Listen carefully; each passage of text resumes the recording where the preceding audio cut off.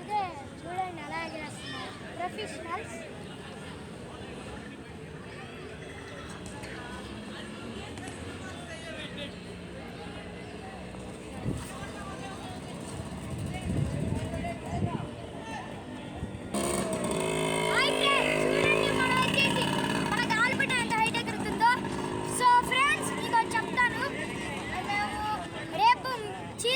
Subscribers ఎవరైనా ఉంటే వచ్చేయండి, హై స్కూల్ గ్రౌండ్కి వచ్చేయండి.